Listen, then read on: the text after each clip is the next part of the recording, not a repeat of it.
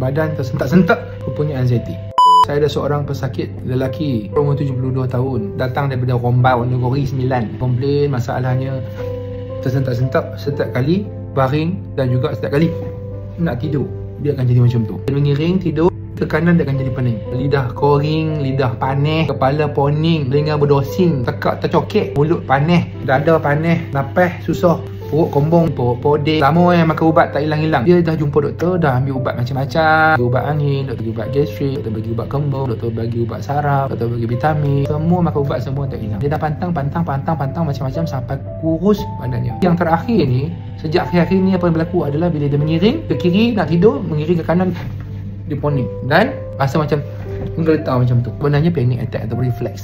Tapi doktor dah check, dia masuk hospital baru ni pun doktor pun poning kepala. Dia check tak kata apa-apa, doktor kata tak tahulah masalah apa. Dia keluar wad, dapat ubat angin yang gastrik pun tak baik-baik. Dia tengok dekat TikTok, tengok dia kata doktor Man kata nak datang jumpa doktor Man. Dia datang jumpa saya, duduk atas kursi nak jatuh macam tu. Saya pun terkejut, apa benda ni? Saya tengok sekali, ini macam reflex, tak macam Parkinson. Saya kata ni reflex ni, auto reflex. Nampak macam simptom panik, tapi dia reflex dia macam tu. Terkejut. Saya kata, pakcik, saya rasa macam saya tahu penyakit pakcik ni apa. Apa doktor?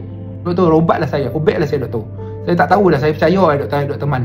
Saya tengok ni doktor dekat TikTok ni saya percaya terus saya tengok muka doktor Man ni, saya percaya ni orang ni kena jumpa jadi hari ni saya mari ni mari dia bila Rombau ni terus ni dia jumpa doktor ni. Saya pun kata sini anxiety. Saya bagi ubat kat dia. Saya bagi ubat separuh bagi ubat anxiety kat dia separuh. Lepas 45 minit dia terus tak berdobar, tak poning, tak ada perut panas, hilang habis. Tercokek hilang, poning kepala hilang, berdosing ada sikit lagi kurang, mulut koring semua tak ada Dia minum kopi. Oh, lamanya dia kata tak minum kopi ni Rasa sedapnya kopi ni Makan podes. Dia kata lama dia tak makan podes, dia makan nasi putih, sayur sawi, ayam rebus saja. Tapi tak baik-baik juga. Dia makan mi goreng pedas, dia minum kopi ais, dan menggigil dia pun tak ada. Tercokek dia pun tak ada, apa pun tak ada. Saya suruh dia baring, kiri dengan kanan hilang. Yang best lagi satu saya nak cerita. Dia kata, doktor, saya dah lama semayang tak boleh tunduk Saya tunduk je poning, saya tunduk je poning, saya tunduk je sokok je poning. Saya kata, pakcik sekarang tunduk sekarang. Saya suruh dia rokok di atas kursi macam tu. Allahu Akbar, Sami Allahu liman hamidah, dan sujud dekat kursi. Tak poning hilang terus. Logo terus poning bertagur ni hilang terus. Alhamdulillah. Saya kata, pakcik jom kita pergi baring kat sana. Saya kata baring, hilang terus poning. Saya kata jom semayang, sujud atas sejadah. Dia rokok, dia sujud terus atas sejadah, tak poning langsung. Rupanya poning dia panas, perut dia gastrik, kombong, angin sudut perut mengulas dada panas, tekak tercokek, mulut koring, dan juga poning semua bertagur, dan juga sentak tu sebab anxiety. Bunyi pelik serius, bunyi macam pelik, sungguh-sungguh pelik. Saya seorang doktor pun pelik. Dia kata, pakcik dah pantang banyak doktor, dah makan ubat gastrik banyak doktor, dah makan ubat angin banyak doktor. Pakcik pergi jumpa orang, dia kata pakcik ni sebenarnya kena buatan orang.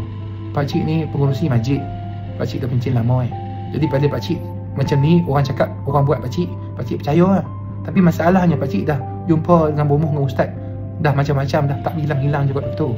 Alhamdulillah hari ni pakcik tahu, rupanya sakit badan pakcik dari atas sampai bawahnya apa ni, terkojut tu, pakcik rupanya disebabkan oleh anxiety. Saya kata Alhamdulillah. Pakcik balik nanti saya ajar pakcik macam mana nak baik tanpa ubat. Ubat ni makan bila perlu saja pakcik InsyaAllah.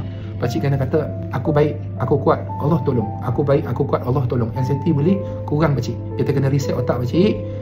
To be positive, aku baik, aku kuat, Allah tolong. Kalau anxiety tu datang, lantakkan dia, abaikan dia, jangan layan dia, buat bodoh je pakcik. Pakcik pergi kerja banyak-banyak, lupa dia. Kalau lawan tak boleh, abai tak boleh, halau tak boleh, baru pakcik makan ubat separuh je pakcik makan. Yo pakcik. Pakcik dengar dia cakap kat pakcik.